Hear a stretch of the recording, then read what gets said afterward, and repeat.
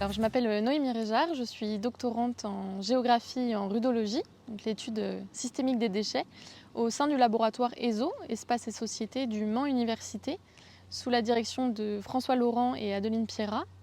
Et j'effectue ma thèse en CIFRE au sein du GRET, qui est une ONG, et avec le soutien de la chaire agriculture urbaine.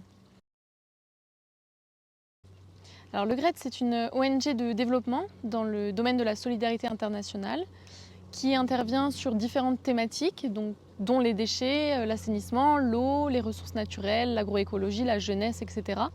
Sur différents pays, notamment en Asie du Sud-Est et en Afrique, à Madagascar également, en Haïti, au travers de projets et grâce aux équipes locales qui sont basées sur les terrains.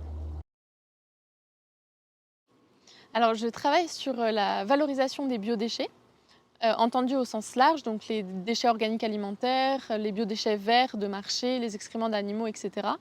Et leur retour au sol dans les agricultures urbaines en République du Congo, dans la ville capitale Brazzaville et une ville intermédiaire Nkaï, et cela avec une approche socio-territoriale. Et j'étudie ces liens métaboliques entre déchets et agriculture au sein d'un contexte sous tension, avec une explosion urbaine et donc de la production de déchets, une faiblesse publique, également des inégalités socio-économiques assez fortes, et puis des enjeux de fertilité des sols, de sécurité alimentaire également. Et j'observe finalement les circulations qui s'opèrent entre des flux de matière organique et le retour au sol dans les agricultures urbaines. Donc à la fois les circulations de la matière, mais aussi les circulations des acteurs et actrices qui utilisent, transportent et transforment cette matière, et également leurs pratiques, et par exemple des initiatives locales qui vont détourner une part de biodéchets qui sont normalement en mélange et enfouis, et donc les relations sociales que ça crée, leur ancrage territorial et leur participation au métabolisme de la ville. Alors il y a d'une part un objectif plutôt scientifique qui est de comprendre si ces circulations amènent à une bioéconomie circulaire.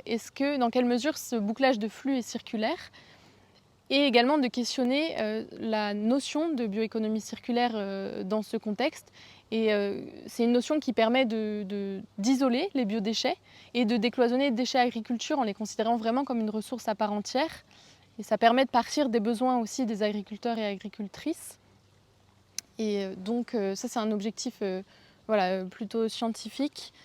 Et d'un autre côté, un objectif plutôt opérationnel qui est de comprendre et d'avoir des éléments de réponse pour améliorer les modalités d'action des projets du GRET sur cette thématique face à des constats identifiés. Par exemple, si on prend l'exemple du maraîchage urbain à Brazzaville, il y a une forte demande en matière organique et il y a de l'utilisation de fientes pour la fertilisation des sols, et également de déchets verts pour l'amendement des sols, donc des feuilles mortes, de l'herbe en fumure de fond, mais une demande qui n'est pas assouvie en compost, en gadou également, et s'il y en a, n'est pas forcément de bonne qualité. Également, on observe finalement que dans cette circularité, il y a des ruptures, comme les utilisations d'engrais chimiques, mais aussi le fait que ça ne soit pas trié à la source. Et l'objectif, donc, c'est d'identifier ces ruptures dans la circularité. Et également un constat de l'importance de la recherche appliquée et du décloisonnement entre recherche et opérationnel, et également entre sciences sociales et sciences naturelles, qui permet de répondre à la problématique de la circularité de manière générale. En 2025, si tout va bien. La passion.